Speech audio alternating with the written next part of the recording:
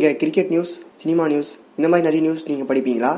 இந்த ஆண்ட்ராய்டு ஆப்பில் நீங்கள் நியூஸ் படிச்சிங்கன்னா நீங்கள் நிறைய சம்பாதிக்கலாம். காசு சம்பாதித்து மட்டும் இல்லாமல் நிறைய இந்த மாதிரி கிஃப்ட்டும் நீங்கள் வின் பண்ணலாம்.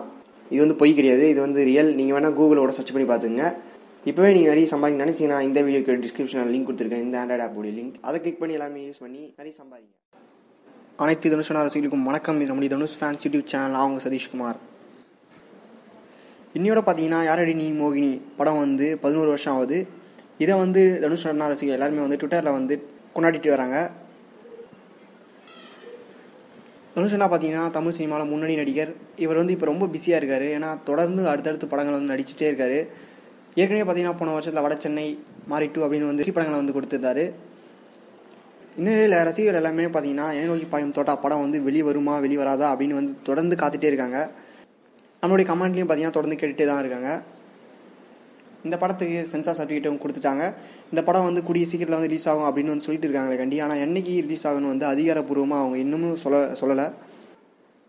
இப்போ பார்த்தீங்கன்னா திடீர்னு யூடியூப்பில் இருந்த என்னை நோக்கி பாயும் தோட்டா பாடல்கள் திடீர்னு பார்த்தோன்னா டெலீட் பண்ணியிருக்காங்க. இந்த படத்தில் இருக்கக்கூடிய பாடல்கள் பார்த்தீங்கன்னா ரசிகர்கிட்ட நல்ல வரவேற்பு பெற்றிருந்தது. இந்த பாடல்களே பார்த்தீங்கன்னா படத்துக்கு மிகப்பெரிய ஒரு எதிர்பார்ப்பை ஏற்படுத்தின்னு சொல்லலாம். இப்போ பார்த்தீங்கன்னா யூடியூப்லேருந்து என்னை நோக்கி பாயும் தோட்டா படத்துடைய பாடல்கள்லாம் பார்த்தீங்கன்னா டெலிட் பண்ணியிருக்காங்க. இதனால் ரசிகர்லாம் பார்த்தீங்கன்னா அதிர்ச்சி அடைஞ்சிட்டாங்க.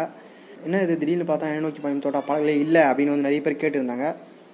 இது என்னன்னு பார்க்கும்போது தான் என்னை நோக்கி பாயும் தோட்டா படத்துடைய பாடல்கள் பார்த்தீங்கன்னா வேற ஒரு ஆடியோ நிறுவனத்துக்கு விற்கலான்னு இப்போ பேசிகிட்டு இருக்காங்க.